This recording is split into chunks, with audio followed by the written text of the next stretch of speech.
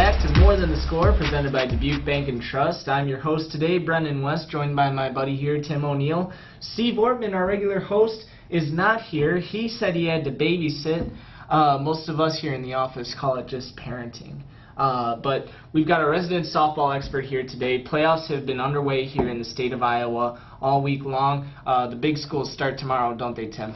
Yes, they do. First off, we'll have Wahlert visiting Western Dubuque in a Class 4A regional quarterfinal in Farley.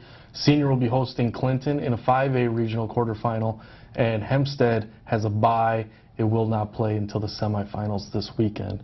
Regionals are always an exciting time. Everybody wants to get to state. State's always an exciting time in Fort Dodge. And, in some cases you got to win 2 games to get to state. In some cases you got to win 4 games. So right now, every team builds to be playing their best softball at this time of the year. And hopefully, we'll have a nice contingent from Dubuque County and the surrounding area in Fort Dodge to kind of end the season off on a really positive note. Yeah, absolutely. What sort of matchups right now locally here we're talking maybe really stick out to you about with what's going to happen here in the playoffs? Any matchups now or maybe down the road that you're really interested in? Well, I'm really interested to see which teams will get to the regional finals first of all. I think when you look at teams that have been there before, Cascade was there last year. There was a state runners-up in Class 2A. I think there's a really good chance Cascade goes back this year. They're ranked number 2 in 2A, and really they've just been playing really good softball. I've seen them 3 times this year. I was joking with the coach, the last 2 times I went there they lost. So maybe I'm a little bad luck charm. They're not going to want to see me. But I'm looking forward to seeing how well Cascade plays the deeper in the tournament that we go. It's a team loaded with experience. Dyersville-Beckman is a team that's been playing very, very well in Class 3A. And I think Beckman has what it takes to get to a regional final, perhaps win it, get to state. And then obviously the city teams, what's going to happen with Western Dubuque, what's going to happen with Hempstead and Senior. Western Dubuque has Wahlert in the first round. It's been a tough year for Wahlert. Maybe Wahlert can turn things around, pull a surprise upset win, make a run. West Delaware is a really good team that will be waiting in the semifinals for the winner of that game. As you talk about 5A, Hempstead's been playing really good softball, and they were ranked. They came out of the rankings. But who knows what's going to happen tournament time. You play good ball at the right time of the season, and good things can happen. As circumstances go, Hempstead tonight, as we film this, is playing Iowa City West. That could be a regional final preview next week. Wow, okay. So, really what you're saying then is it's completely wide open. There's a chance for pretty much anybody to go on a little run here. I like to be a little more optimistic when playoff time comes. You like to think there's a chance. The way the Iowa Girls Athletic Union sets regional brackets up is they look at the rankings. The higher ranked teams are going to have home games, home field advantage throughout the regionals, and they're going to spread them out so there's not too many ranked teams in the same district. So basically they're going to be trying to get the top 8 ranked teams to state. So to get to state, you're going to have to beat a really good team if you're not one of those ranked teams. So 7-inning game, anything can happen. You never know. Okay. Well, going along with teams to watch, there's obviously the players to watch too. Talk to me about some of those. I know we've got some pretty good standouts here. Definitely.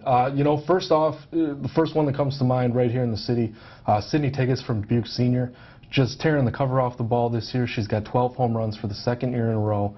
That is one off the program mark that was set before any of us were born. It was set back in 1983. It's a long time coming for someone to take that record down.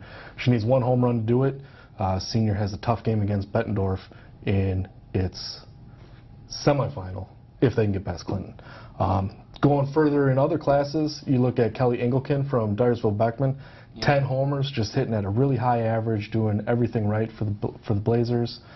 And then Cascade has a number of players back from the state all-tournament team last year.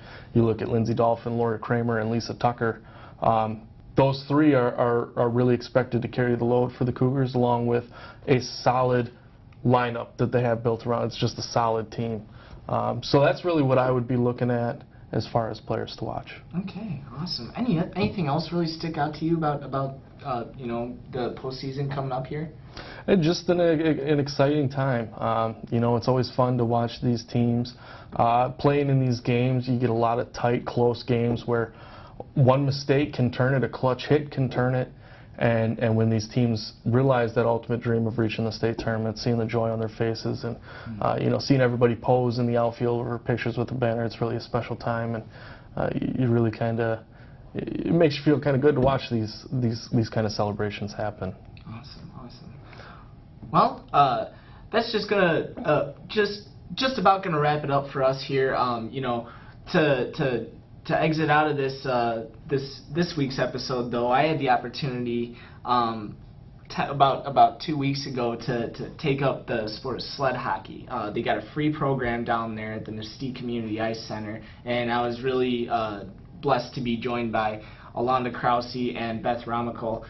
They showed me the ropes on how to take on sled hockey, which is an adaptive sport. They're trying to get it started here, and credit to Paul and to our video department here, because they were able to suit me up with a GoPro, and I was actually able to show people how to get through that little world and stuff. It's a very interesting sport. I had a lot of fun.